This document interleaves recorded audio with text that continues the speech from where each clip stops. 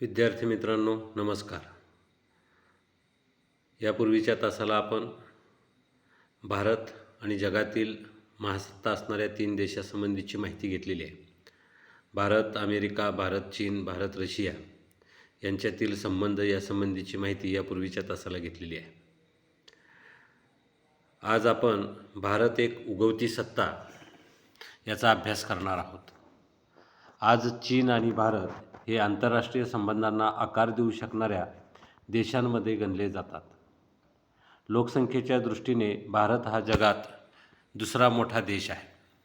2011च्या जनगणनेनुसार भारताची लोकसंख्या 121.02 कोटी इतकी लोकसंख्या असल्याचे आपणाला 2011च्या जनगणनेच्या आकडेवारीवरून दिसून येते. याचा विचार करता 17.5% इतका वाटा भारतीय लोकसंख्येचा जागतिक लोकसंख्येत असल्याचे दिसून येते. याचाच अर्थ भारत एक जगाच्या दृष्टिकोनातून मोठी बाजारपेठ आहे आणि म्हणूनच भारत आणि चीन हे जे 2 देश आहेत हे सर्वात मोठी लोकसंख्या असलेले 2 देश आहेत. जगाच्या जवळपास 40% पेक्षा जास्त लोक या 2 देशांमध्ये वास्तव्य करतात. यासोबतच चीन महासत्ता म्हणून उदयास आलेली आहे, तर भारतसुद्धा एक उगवती महासत्ता म्हणून आशिया खंडातील एक दुसरा देश या ठिकाणी दिसून येतो. जगातल्या ज्या सर्वात मोठ्या अर्थव्यवस्था आहेत त्या अर्थव्यवस्थापैकी एक भारत आहे. तसेच भारत हा देश जगातील सर्वात मोठा लोकशाही देश आहे. आण्विक, अवकाश आणि इलेक्ट्रॉनिक्स तंत्रज्ञानाच्या क्षेत्रात भारताने लक्षणीय प्रगती केली आहे. PSLV ही जे अवकाश वाहन आहे, या वाहनाच्या माध्यमातून भारतातील तसेच जगातील इतर देशातील उपग्रह अवकाशात पाठविण्याचं काम केलेलं आहे.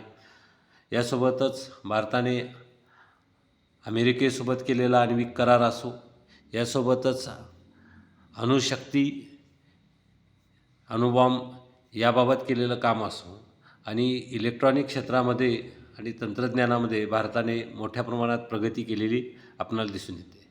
यामुळेच जगातल्या सर्वात मोठ्या 20 अर्थव्यवस्थांच्या व्यासपीठावर म्हणजेच G20 फोरममध्ये भारताला स्थान मिळालेले आहे.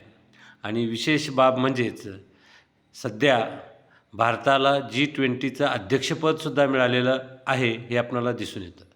सर्वाधिक दराने वृद्धिंगत होणाऱ्या जगातील 4 अर्थव्यवस्थांमध्ये ब्राझील, रशिया, भारत आणि चीन यांनाच आपण ब्रिक देश म्हणतो. तर या ब्रिक देशांमध्ये भारत आहे. त्यानंतर या गटात 2010 साली दक्षिण आफ्रिकेचा समावेश झाला आणि आता या गटाला ब्रिक्स असे म्हटले जाते. 1990च्या दशकाच्या अखेरीस रशियाचे परराष्ट्रमंत्री येवगेनी प्रिमाकोव यांनी रशिया, चीन, भारत अशी त्रिपक्षीय शिखर परिषदेची कल्पना मांडली, जी एक प्रकारे भारत ही उगवती प्रादेशिक सत्ता आहे याला दिलेली मान्यता होती. तर विद्यार्थी मित्रांनो बघा, भारताने अणुऊर्जा असेल, अवकाश संशोधन असेल, इलेक्ट्रॉनिक तंत्रज्ञान असेल, या क्षेत्रामध्ये आपली उल्लेखनीय कामगिरी केलेली आहे.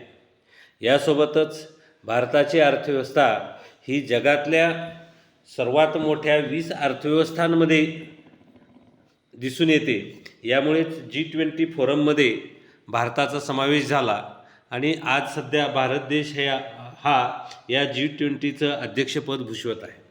त्यासोबतच जगामध्ये ज्या सर्वाधिक वेगाने वृद्धिंगत होणाऱ्या अर्थव्यवस्था आहेत त्यामध्ये ब्राझील, रशिया, भारत आणि चीन या अर्थव्यवस्था आहेत.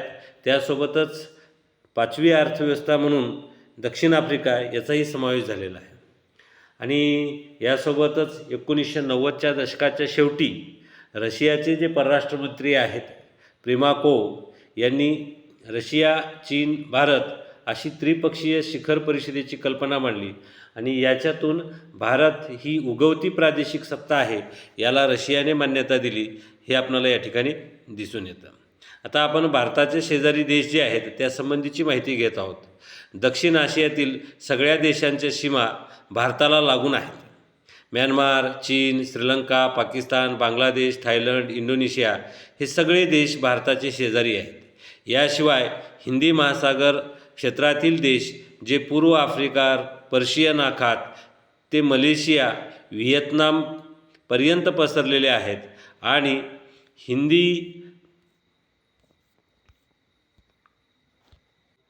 महासागरावर अवलंबून असलेला मध्य आशियाई प्रदेश हा भारताचा विस्तारित शेजार आहे.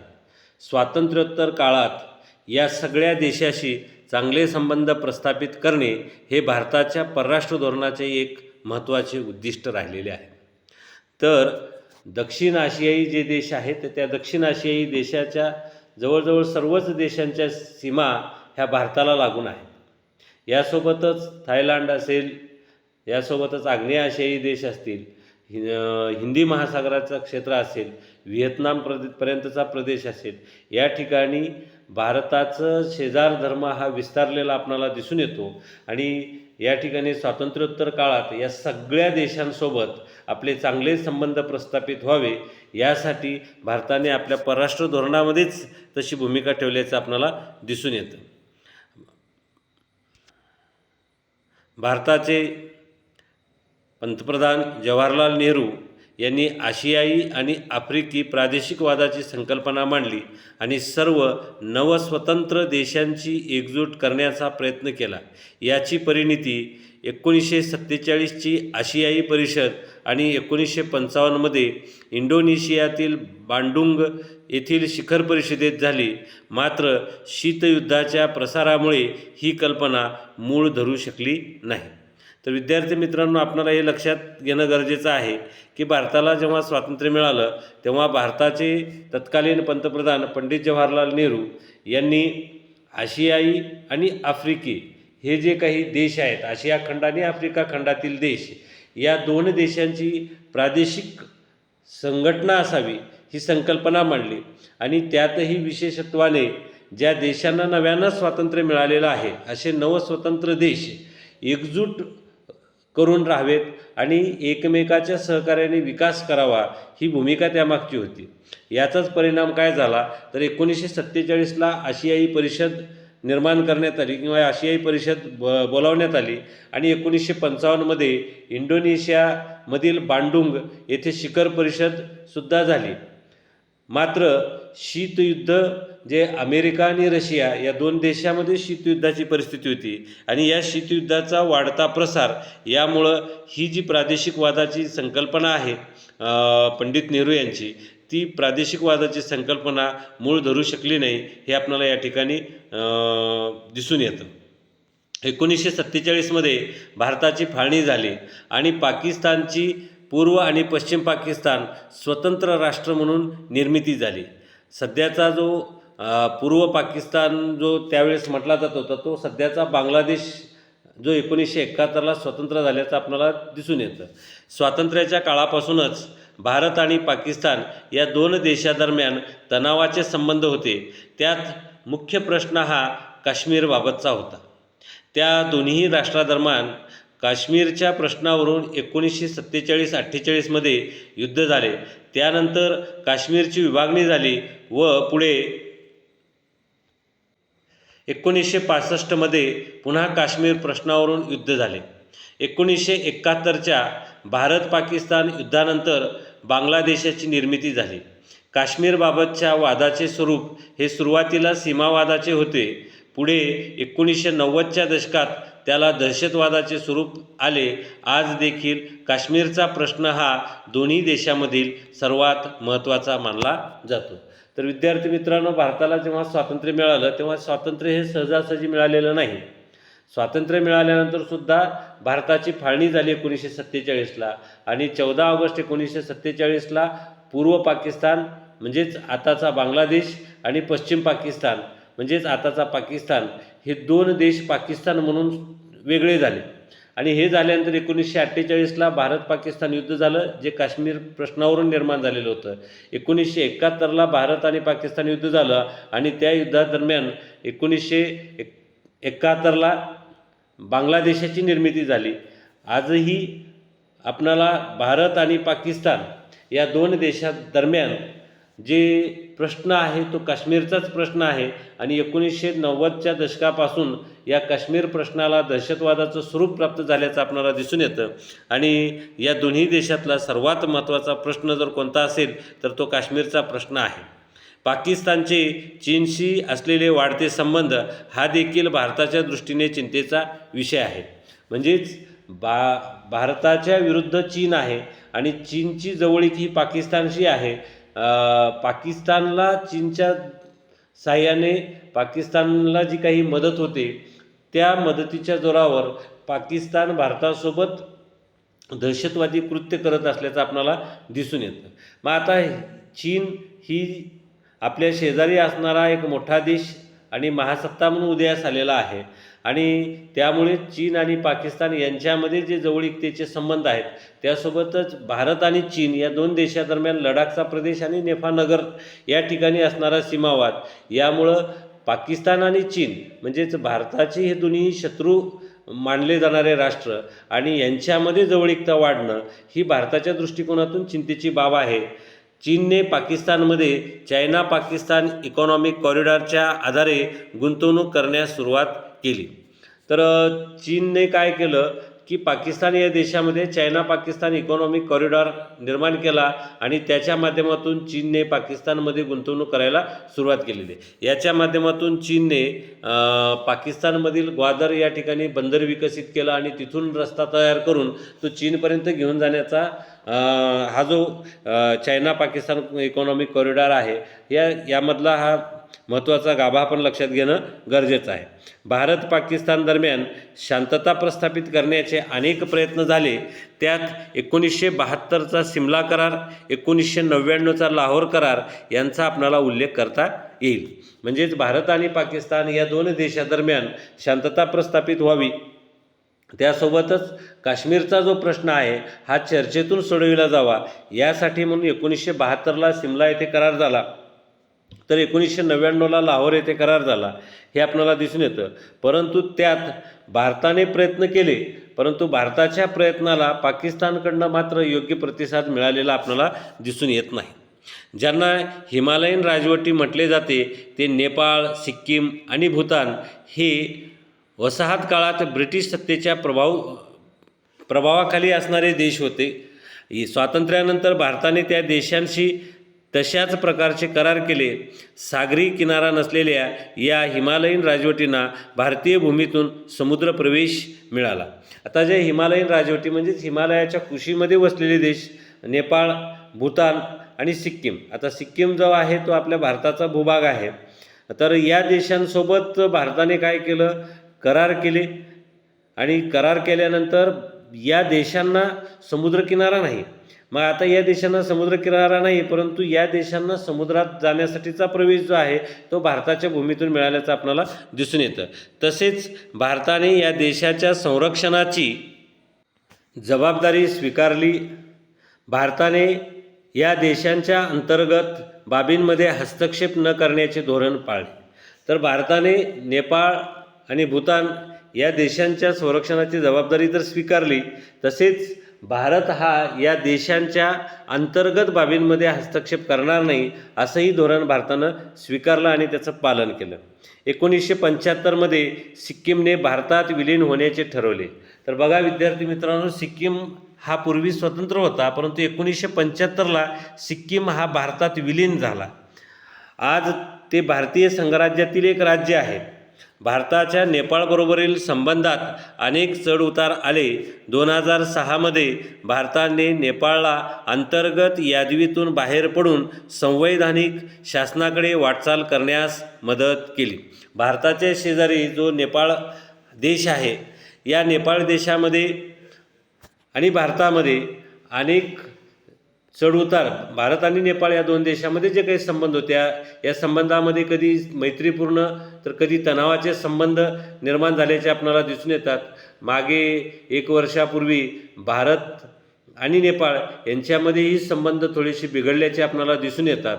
2006मध्ये नेपाळमध्ये जी काही अंतर्गत बंडाळी झालेली होती, त्या अंतर्गत बंडाळीतून बाहेर पडून या ठिकाणी नेपाळमध्ये जे काही यादवी संघर्ष त्यांच्यामध्ये सुरू होता, त्यातून बाहेर पडून तिथं संवैधानिक शासन निर्माण व्हावं या भूमिकेला भारताने मदत केली.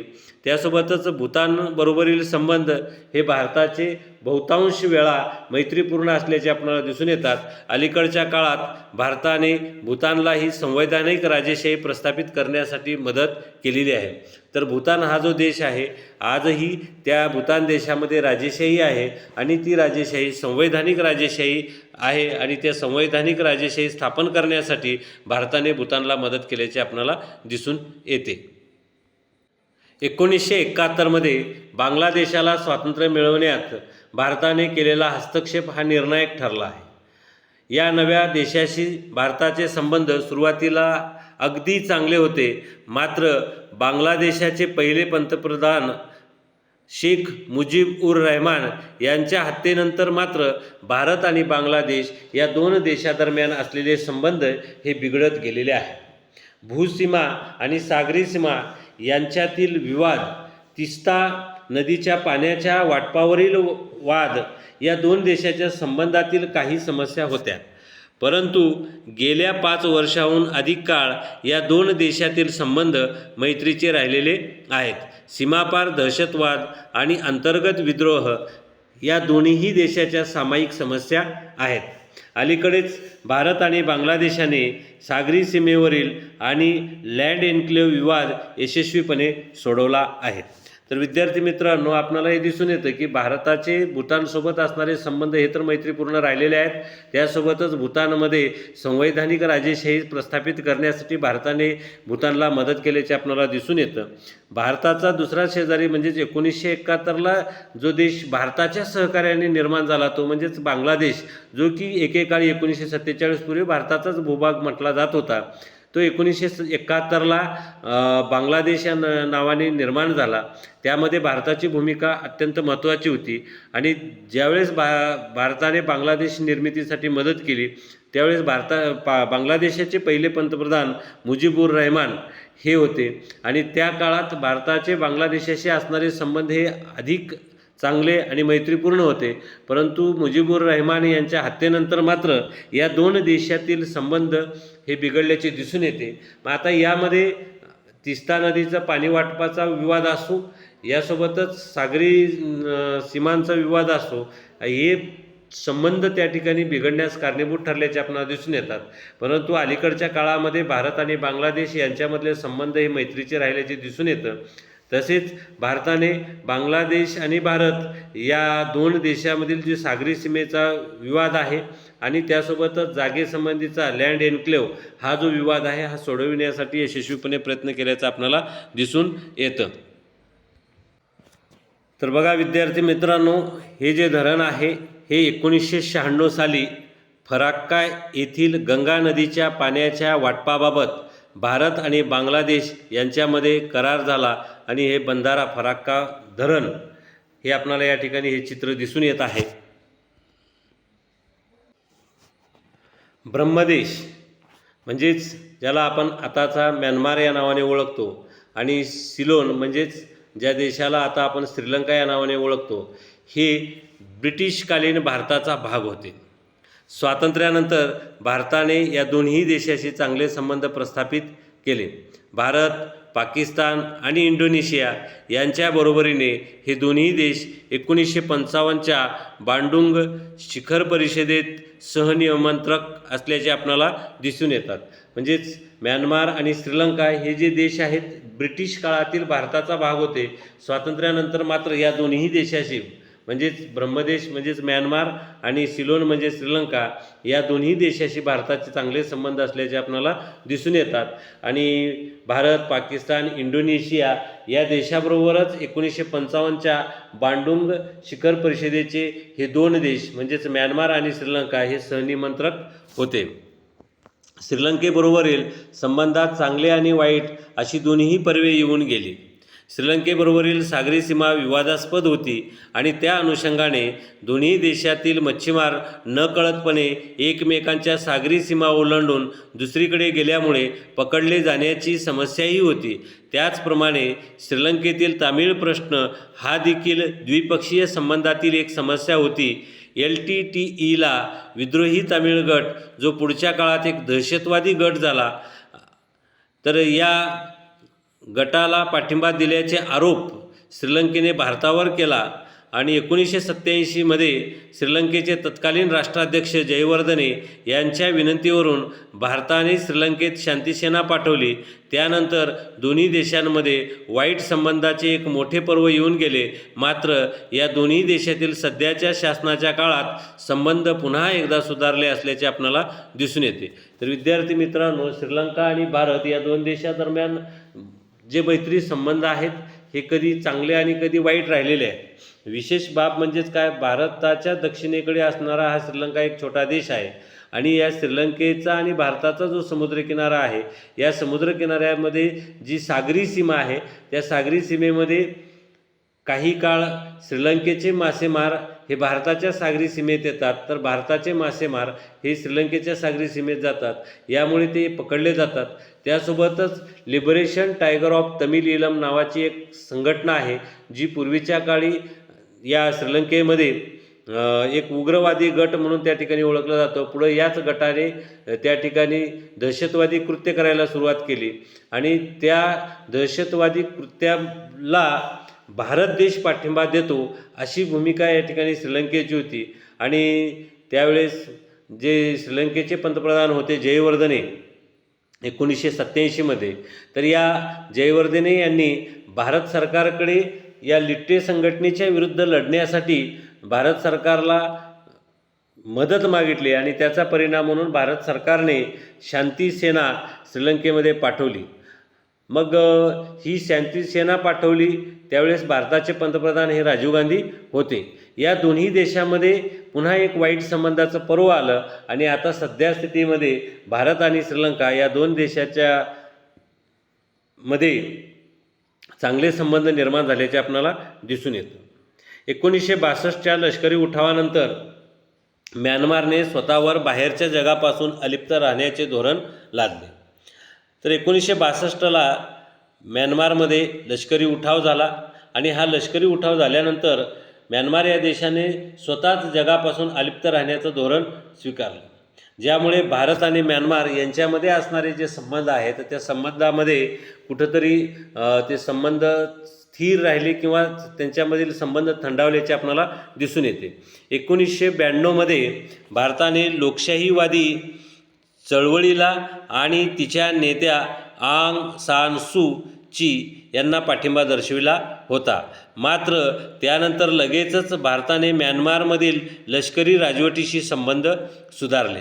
ईशान्य भारतातील अनेक विद्रोही गट आणि त्यांचे म्यानमारमध्ये दडलेले नेते यांच्या विरोधातील भारताच्या कारवाईला यश येण्यात म्यानमारच्या लष्करी राजवटीने दिलेला पाठिंबा अतिशय महत्त्वाचा ठरलेला आहे. तर या ठिकाणी भारताने जे म्यानमारमध्ये लष्करी गट होता किंवा जी लष्करी राजवट होती, या लष्करी राजवटीच्या विरोधात तिथं लोकशाहीवादी जो गट आक्रमक झाला होता, त्या लोकशाहीवादी गटाला आंग सान सू की यांच्या नेतृत्वाखाली या गटाला भारताने पाठिंबा दिला. परंतु नंतर मात्र म्यानमारमधील लष्करी राजवटीला भारताने पाठिंबा दिला आणि भारताने म्यानमारमधील लष्करी राजवटीशी भारताचे संबंध सुधारले. ईशान्य भारतामधील अनेक विद्रोही गट आणि त्यांचे नेते हे म्यानमारमध्ये लपून बसलेले होते. यांच्या विरोधात भारताने कारवाई केली आणि भारताने जी कारवाई केली त्या कारवाईला म्यानमारच्या लष्करी राजवटीने पाठिंबा दिलं. ही बाब आपल्यासाठी अत्यंत महत्त्वाची आहे. पश्चिम आशियाई क्षेत्र भारतासाठी नेहमीच महत्त्वाचे राहिले आहे. आर्थिक विकासाचे इंजिन असलेले खनिज तेल याच क्षेत्रातील देशामधून येते. अर्थात पश्चिम आशियातील देशाशी चांगले संबंध ठेवण्यासाठी भारतास इतरही अनेक कारणे आहेत. इराण हा भारताचा एक पारंपरिक मित्र आहे. मध्ययुगीन काळापासूनचे सांस्कृतिक आणि राजकीय संबंध टिकून राहिले आहेत आणि 20व्या शतकातील संबंधांना त्यांनी आकार दिला आहे.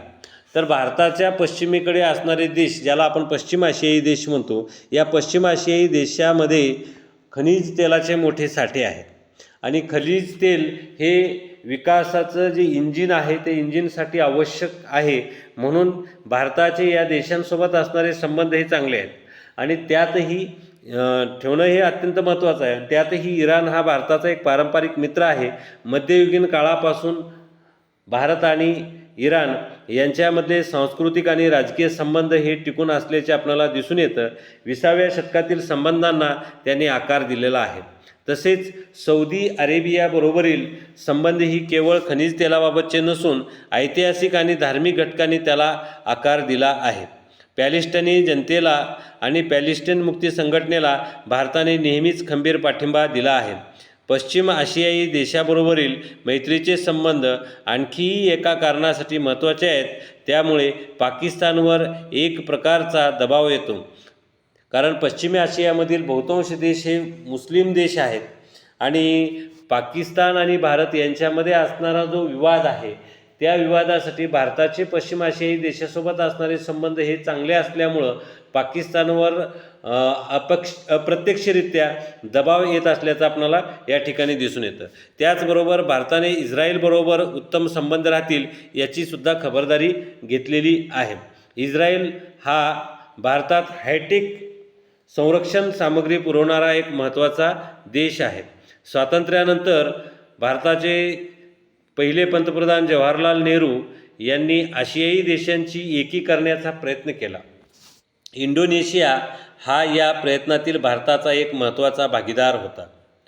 परंतु 1960च्या दशकात इंडोनेशियाबरोबरील संबंध हळूहळू थंडावले आणि शीतयुद्धाच्या काळात आग्नेय आशियातील बहुतांश देशाशी भारताचे संबंध अगदी नाममात्र होते, कारण हे देश शीतयुद्धामुळे झालेल्या गटबाजीमध्ये भारताच्या विरुद्ध बाजूला होते. व्हिएतनाम हा त्याला एक अपवाद होता. भारताने व्हिएतनामच्या संघर्षाला पाठिंबा दिला होता आणि अमेरिकेच्या व्हिएतनाममधील हस्तक्षेपाला विरोध केला होता. आज व्हिएतनाम हा भारताचा एक महत्त्वाचा भागीदार देश आहे. या दोन देशांमधील संबंध व्यापार, तंत्रज्ञान आणि लष्करी क्षेत्रात विस्तारले आहेत. तर विद्यार्थी मित्रांनो, इंडोनेशियासोबत भारताचे संबंध चांगले होते. आग्नेय आशियामधील जे देश आहेत त्या देशांसोबत भारताचे संबंध हे तितकेसे चांगले नसल्याचे आपल्याला सुरुवातीच्या काळात दिसून येतात. याचं कारण जी शीतयुद्धाची परिस्थिती होती, शीतयुद्धाच्या परिस्थितीमध्ये हे देश हे भारताच्या विरुद्ध गटात असल्याचे आपल्याला दिसून येतात. या काळात मात्र व्हिएतनामचे भारताशी चांगले संबंध होते, कारण अमेरिकेने जे व्हिएतनाममध्ये हस्तक्षेप केलेला होता त्या हस्तक्षेपाला भारताने विरोध केलेला होता. आणि आपण भारत अमेरिका संबंध अभ्यासत असताना आपल्याला हेही दिसून येतं की भारताने व्हिएतनामला पाठिंबा दिल्यामुळे भारत आणि अमेरिका या दोन देशांमधले संबंध ताणल्याचा आपण अभ्यासलेला आहे. आणि व्हिएतनामला भारताने पाठिंबा दिला, त्यामुळे व्हिएतनाम आणि भारत या दोन देशातील संबंध सुधारल्याचं आपल्याला दिसून येतं. आजही भारत आणि व्हिएतनाम या दोन देशांमध्ये महत्त्वाची भागीदारी असल्याचं दिसून येतं. या दोन देशांमधील संबंध व्यापार, तंत्रज्ञान आणि लष्करी क्षेत्रात विस्तारल्याचे दिसून येते.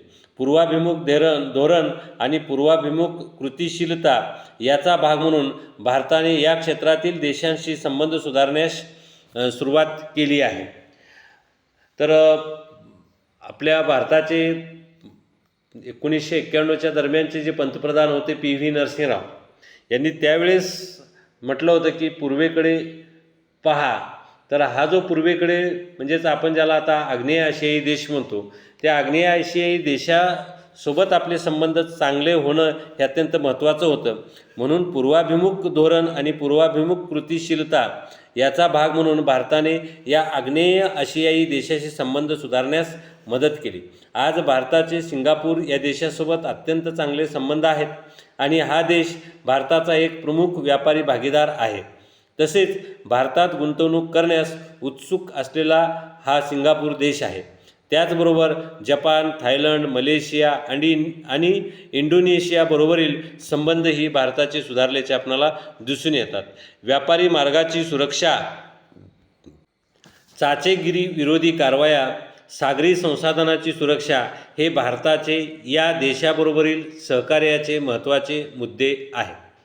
तर या आग्नेय आशियाई जे देश आहेत, मग या आग्नेय आशियाई देशासोबत भारताचे संबंध का सुधारले जातात, त्यामागची जर भूमिका आपण पाहिली तर समुद्रामध्ये जे जहाजांची लूटमार करतात त्यांना आपण चाचे म्हणतो. या चाचेगिरी विरोधी कारवाया करण्यासाठी, त्यासोबतच सागरी संसाधने जी आहेत या सागरी संसाधनाची सुरक्षा करण्यासाठी या आग्नेय आशियाई देशासोबत असणारे भारताचे संबंध हे अत्यंत महत्त्वाचे असल्याचे दिसून येतं. शीतयुद्ध संपल्यानंतर आग्नेय आशियातील आंतरराष्ट्रीय संबंधांनी वेगळेच वळण घेतले. आसियानचे सदस्यत्व 5 वरून वाढून 10 वर पोहोचले आणि तो गट या क्षेत्रातील एक बलशाली गट बनला. आसियानने महत्त्वाच्या देशाशी आर्थिक भागीदारी प्रस्थापित करण्यास सुरुवात केली. याचा भारतालाही फायदा झाला. भारताचा आसियानबरोबर मुक्त व्यापाराचा करार आहे. तसेच आसियान पुरस्कृत क्षेत्रीय सुरक्षा संघटना आसियान रिजनल फोरमचाही तो एक सदस्य आहे. म्हणजेच भारत देश हा आसियान पुरस्कृत जी क्षेत्रीय संघटना आहे सुरक्षेच्या बाबत त्या संघटनेचा, त्यासोबतच आसियान रिजनल फोरमचाही सदस्य आहे. सार्क, शांघाय सहकार्य संघटना यासारख्या अनेक क्षेत्रीय संघटनांमध्ये भारत एक कृतिशील सदस्य आहे. तसेच भारताने स्वतः बिमस्टेक, मेकॉंग गंगा सहकार्य यासारख्या अनेक गटांना चालना दिली आहे. आफ्रिका 1950 आणि 1960च्या दशकात आफ्रिकेतील वसाहतवाद विरोधी राष्ट्रीय स्वातंत्र्याच्या चळवळी आणि तेथील भारतीय वंशाचे लोक हे भारताच्या आफ्रिका धोरणाचे लक्ष होते. भारताने वर्णभेदाच्या विरोधातील लढाईला समर्थन दिले आणि विविध संस्थांमार्फत आफ्रिकेतील स्वातंत्र्य चळवळींना मदत केली. हरारे येथील अलिप्ततावादी चळवळीच्या शिखर परिषदेदरम्यान निर्माण केलेल्या Africa fund, action for resisting invention, colonialism and apartheid fund, Africa fund या माध्यमातून देखील मदत केली गेली. आफ्रिकेबरोबरील भारताच्या संबंधात अनेक मुद्दे आणि संधी आहेत. 1990 नंतर बदललेल्या जागतिक व्यवस्थेत ऊर्जा सुरक्षेचा मुद्दा हा ऐरणीवर आला. कारण 1990 नंतर जागतिक व्यवस्थेत बदल झाले आणि विकासासाठी ऊर्जा साधनं ही अत्यंत महत्त्वाची आहेत आणि त्यासाठी ऊर्जा सुरक्षा ही महत्त्वाची आहे. सध्या भारताच्या खनिज तेल आयातीपैकी सुमारे 24% तेल आफ्रिकेतून येते. भारतीय तेल कंपन्यांनी आफ्रिकेतील तेल खाणीमध्ये गुंतवणूक केली आहे. ONGC विदेशची सुदान आणि इजिप्तमध्ये, ONGC मित्तल एनर्जीची नायजेरियात गुंतवणूक आहे. तर रिलायन्स समूहाच्या नायजेरिया, अंगोला, चाड, कॅमेरून, काँगो येथे वाटाघाटी चालू आहेत. तर भारताला जी खनिज तेलाची गरज आहे आणि भारत जी परदेशातून खनिज तेलाची आयात करतो त्यापैकी 24% आयात ही भारताची आफ्रिकेतील तेल खाणीमधून होते. या तेल खाणीमध्ये भारतानेही गुंतवणूक केलेली आहे. ONGC विदेश या कंपनीची सुदान आणि इजिप्तमध्ये गुंतवणूक आहे. तर ONGC मित्तल एनर्जीची नायजेरियात गुंतवणूक आहे. यासोबतच भारतातील रिलायन्स समूह नायजेरिया, अंगोला, चाड, कॅमेरून, काँगो या ठिकाणी वाटाघाटी करत असल्याचं आपल्याला दिसून येतं. भारतीय उद्योग क्षेत्राने आता आफ्रिकेत रस घ्यायला सुरुवात केली आहे. ते आफ्रिकेतील विकसनशील देशांना तंत्रज्ञान आणि इतर मदत देण्याची शक्यता आहे. पूर्व आणि दक्षिण आफ्रिकी देशात मिळून भारतीय वंशाचे सुमारे 2 कोटी लोक राहतात. भारताने आता त्यांच्याकडे अधिकाधिक सकारात्मक दृष्टीने पाहायला सुरुवात केली आहे. हिंदी महासागरातील सुरक्षा हा भारतासाठी काळजीचा मुद्दा आहे. भारताच्या या सामरिक दृष्टिकोनात सोमालियापासून दक्षिण आफ्रिकेपर्यंतचे सर्व देश येतात. सोमाली समुद्रातील चाचेगिरीच्या वाढत्या घटना आणि दहशतवादाचा वाढता धोका हे भारतासाठी संवेदनशील मुद्दे आहेत. भारतातील अग्रगण्य सैनिकी प्रशिक्षण संस्था हे आफ्रिकी देशाचे आकर्षण आहे. पुण्यातील राष्ट्रीय संरक्षण प्रबोधिनी येथील सुदान ब्लॉक नावाची मुख्य इमारत हे भारत सुदान सहकार्याचे प्रतीक आहे. डेहराडूनची इंडियन मिलिटरी अकादमी आणि वेलिंग्टन येथील स्टाफ कॉलेज यांचा त्यात समावेश होतो. तर विद्यार्थी मित्रांनो, आपण भारत आणि आफ्रिका याबाबतचा जेव्हा विचार करतो तेव्हा आफ्रिकेमध्ये 1950 आणि 1960च्या दशकामध्ये स्वातंत्र्य मिळवण्यासाठीच्या चळवळी झाल्या, त्याला भारताने मदत केल्याचं आपल्याला दिसून येतं. भारताने आफ्रिकेत वेगवेगळ्या विकसनशील देशांना मदत करण्यासाठी प्रयत्न केला. अलिप्ततावादी चळवळीच्या वेळेससुद्धा भारताने त्या ठिकाणी मदत केल्याचं आपल्याला दिसून येतं. आफ्रिका फंडची निर्मिती करून त्या ठिकाणी आफ्रिकन देशांना मदत केली.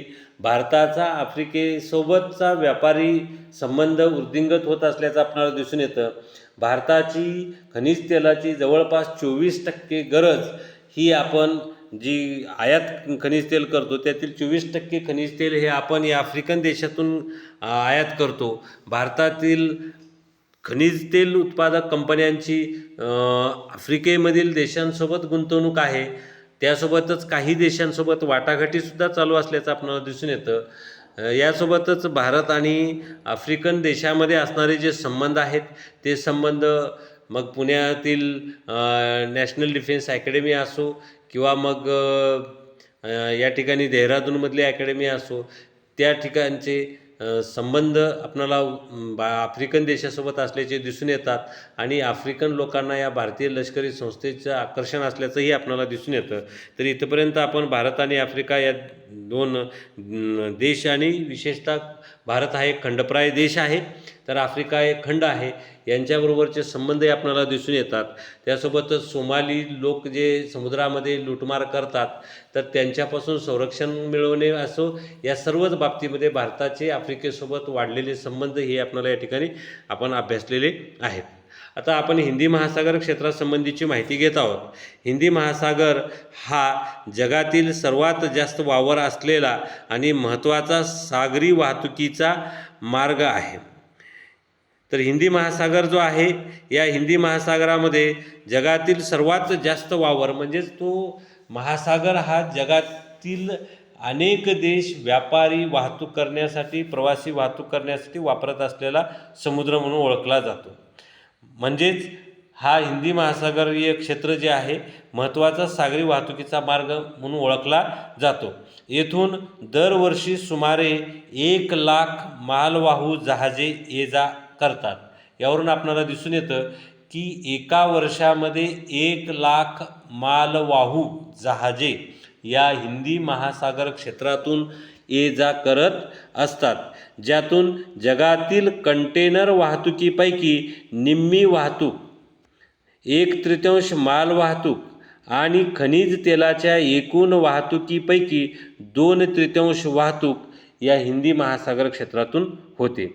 हिंदी महासागराच्या किनारपट्टीवरील देशांच्या अर्थव्यवस्था बंदरावर, माल वाहतुकीवर आणि महत्त्वाचे म्हणजे तेथील समुद्रातील सागरी संसाधनावर अवलंबून आहेत. आता हिंदी महासागराच्या किनारपट्टीवर जे काही देश आहेत त्या देशाच्या ज्या अर्थव्यवस्था आहेत हे त्या देशात असणारे जे बंदर आहेत, ज्या ठिकाणी जहाज थांबतात, मालांची चढ उतार होते, त्यावर त्या देशांच्या अर्थव्यवस्था अवलंबून आहेत. त्यासोबतच माल वाहतुकीवर आहेत आणि यासोबतच हिंदी महासागरामध्ये जे काही सागरी संसाधन आहे, सागरी वनस्पती असतील, सागरी प्राणी असतील, यावर या देशांच्या अर्थव्यवस्था अवलंबून असल्याचं आपल्याला दिसून येतं. भारताच्या परराष्ट्र धोरण आणि सुरक्षेच्या संदर्भात त्यांचा विस्तृत समुद्रकिनारा हे आव्हानही आहे आणि संधीही आहे. तर भारताच्या परराष्ट्र धोरणाचा जेव्हा आपण विचार करतो तेव्हा भारताला लाभलेला जो समुद्रकिनारा आहे, तर हा जो समुद्रकिनारा आहे ही एक भारतासाठीची संधी आहे. यासोबतच भारतासाठी एक आव्हानसुद्धा या ठिकाणी मानलं जातं. भारताला लाभलेला जो समुद्रकिनारा आहे सुमारे 7,500 किमी लांबीचा आहे. तसेच पश्चिमेकडील लक्षद्वीप आणि पूर्वेकडील अंदमान निकोबार बेटे यांच्या दरम्यान शेकडो बेटे आहेत. भारताच्या दक्षिणेकडे इंडोनेशिया फक्त 90 सागरी मैल अंतरावर आहे. भारताला 2.4 लाख वर्ग किमीचे विशेष आर्थिक क्षेत्र लाभले आहे. भारताच्या व्यापारापैकी 90% वाहतूक आणि खनिज तेलाची बहुतेक आयात ही सागरी मार्गाने होते. हे विशेष आपण लक्षात घेणं गरजेचं आहे. म्हणजेच हा भारताला लाभलेला समुद्रकिनारा हा भारताच्या दृष्टिकोनातून किती महत्त्वाचा आहे हे आपल्याला यावरून दिसून येतं. भारताची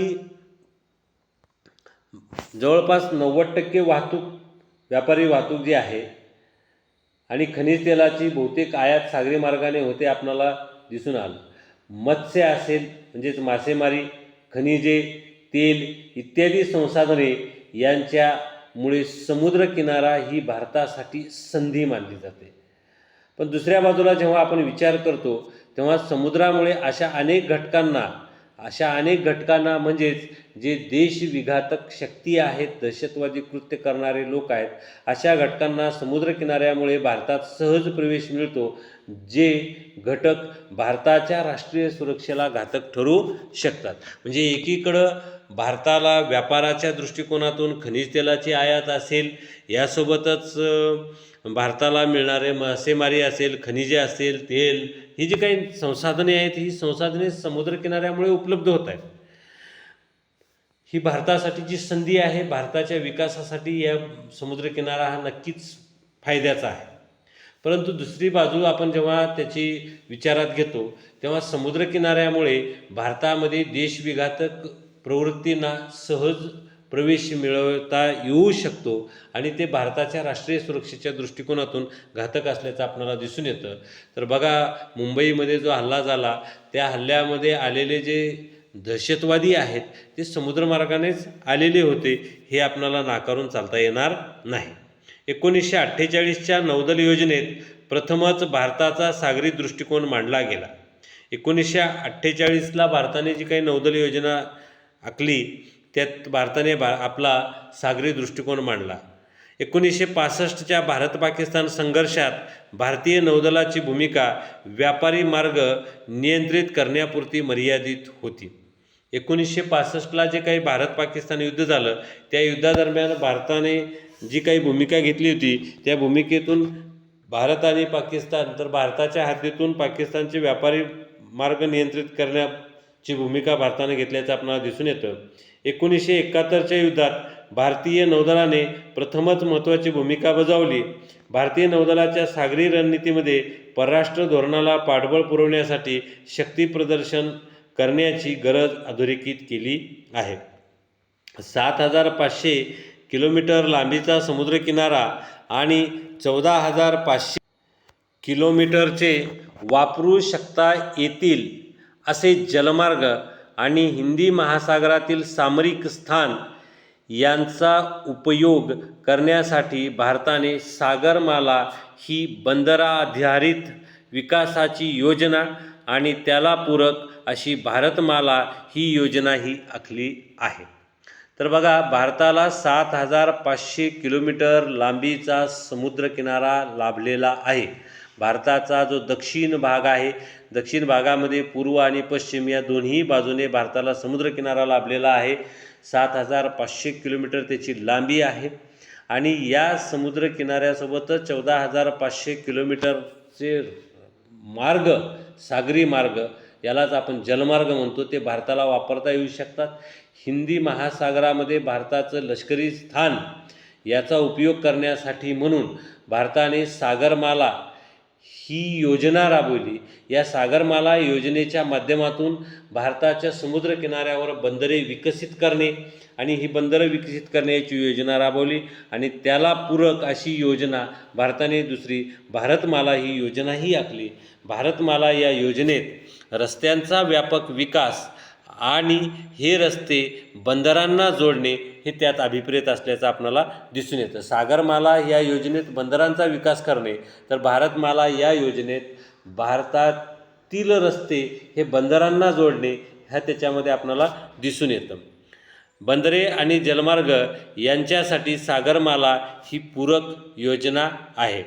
शीतयुद्धाच्या काळात भारताचे परराष्ट्रीय धोरण 3 तत्वाभोवती आखले गेले होते. जेव्हा शीतयुद्ध सुरू होतं अमेरिका आणि सोव्हिएत रशिया यांच्या दरम्यान, त्यावेळेस भारताने जे काही परराष्ट्र धोरण आखलं होतं त्या परराष्ट्र धोरण हे 3 तत्वाभोवतीच असल्याचं आपल्याला दिसून येतं. आंतरराष्ट्रीय व्यवस्थेत अलिप्ततावाद म्हणजेच काय, तर त्यावेळेस भारत आंतरराष्ट्रीय व्यवस्थेत अलिप्ततावादाच्या भूमिकेत होता. दुसरं म्हणजेच अंतर्गत क्षेत्रात स्वायत्तता आणि विकसनशील राष्ट्राबाबत एकता. तर हे जे 3 तत्त्व आहेत या 3 तत्वाभोवतीच भारताचं परराष्ट्र धोरण फिरत असल्याचं आपल्याला दिसून येतं. परंतु 1991ला जेव्हा भारताने नवीन आर्थिक धोरण स्वीकारलं तेव्हा भारताचा दृष्टिकोन हा बदलला आणि भारताच्या जागतिक दृष्टिकोनात बदल झाल्याचं आपल्याला दिसून येतं. या 1991ला जे भारताने नवीन आर्थिक धोरण स्वीकारलं, या नवीन आर्थिक धोरणानुसार भारताने उदारीकरणाला चालना दिली. उदारीकरणाच्या धोरणाद्वारे भारताने आपली अर्थव्यवस्था खुली केली. वास्तववादी दृष्टिकोनावर आधारित राष्ट्रहिताच्या चौकटीत भारताने वेगवेगळ्या देशाशी संबंध आखण्यास सुरुवात केली. शीतयुद्धाच्या काळात भारताकडे बघण्याचा जगाचा दृष्टिकोन म्हणजेच एक गरीब विकसनशील राष्ट्र असा होता. म्हणजेच शीतयुद्धाच्या काळात भारताकडे जग एक गरीब देश आणि विकसनशील देश म्हणून भारताकडं जग पाहत होतं. 1990च्या दशकात भारत आर्थिक आणि तंत्रज्ञानाच्या क्षेत्रात एक सक्षम राष्ट्र म्हणून पुढे आले. जेव्हा भारताने 1990पासून सुरुवात केली, 1991ला नवीन आर्थिक धोरण स्वीकारलं, तिथून भारत आर्थिक आणि तंत्रज्ञानाच्या क्षेत्रात सक्षम राष्ट्र म्हणून पुढे आल्याचं आपल्याला दिसून येतं. आज मात्र भारत हा जागतिक राजकारणातील सक्रिय प्रभावी देश म्हणून ओळखला जातो. तर विद्यार्थी मित्रांनो, आयोरा इंडियन ओशियन रिम असोसिएशन म्हणजेच हिंदी महासागरामध्ये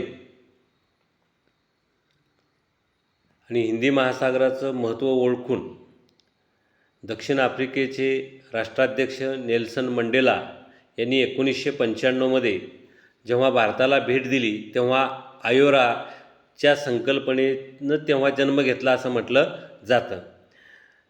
त्यावेळी ते असं म्हणाले की ऐतिहासिक आणि भौगोलिक घटकांच्या पलीकडे जाऊन हिंदी महासागराची किनारपट्टी सामाजिक, आर्थिक आणि इतरही शांततामय योजनांवर सहकार्य करण्याचे व्यासपीठ व्हावे. अलीकडच्या काळात आंतरराष्ट्रीय व्यवस्थेत जे बदल झाले आहेत त्यामुळे ही गरज निर्माण झाली आहे आणि या भावनेतूनच 1997ला मार्चमध्ये आयोराचा जन्म झाला आणि आज या संघटनेत 22 सभासद आणि 9 संवाद भागीदार आहेत.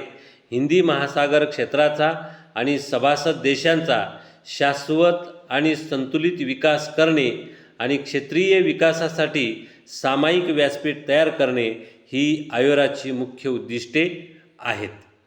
तर आयोरा ही अत्यंत महत्त्वाचं व्यासपीठ म्हणून ओळखलं जातं, हे आपण या ठिकाणी अभ्यासलेलं आहे. तर विद्यार्थी मित्रांनो, आपल्यासमोर हा जो नकाशा आहे हा नकाशा या ठिकाणी उलट्या स्वरूपात मांडलेला आहे. तर या ठिकाणी भारत देश, श्रीलंका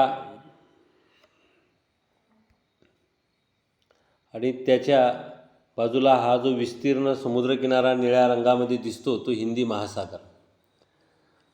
आता या हिंदी महासागराला लागून हा अरबी समुद्र, बंगालचा उपसागर हा म्यानमार, अंदमान निकोबार बेटं, अंदमानचा समुद्र, सोमालिया ही आफ्रिकन देश, युरोपियन नाही आफ्रिकन देश, आणि हा महत्त्वाचा समुद्रकिनारा या ठिकाणी आपणाला दिसून येतो. आणि हे हिंदी महासागर क्षेत्र हे भारताच्या दृष्टिकोनातून अत्यंत महत्त्वाचं आहे. भारताच्या व्यापारी वाहतुकीसाठी, त्यासोबतच मासेमारी, खनिज या दृष्टिकोनातून हिंदी महासागर क्षेत्र हे भारताच्या दृष्टिकोनातून अत्यंत महत्त्वाचं आपल्याला दिसून येतं. जगामध्ये जी काही महासागरं आहेत त्या महासागरापैकी सर्वात जास्त वापरला जाणारा सागरी जलमार्ग म्हणून हिंदी महासागर क्षेत्राची ओळख असल्याचंही आपण अभ्यासलेलं आहे. तर आजच्या तासाला भारत आणि जग या प्रकरणाचा या ठिकाणी हा शेवट झाल्याचं आपल्याला सांगता येईल. तर आजच्या तासाला आपण इथंच थांबू. पुन्हा भेटू नवीन प्रकरणात. तोपर्यंत नमस्कार. आपण नक्कीच व्हिडिओ पाहत आहात तर या व्हिडिओंना लाईक करा, सबस्क्राईब करा आपलं चॅनल आणि शेअर करा. धन्यवाद.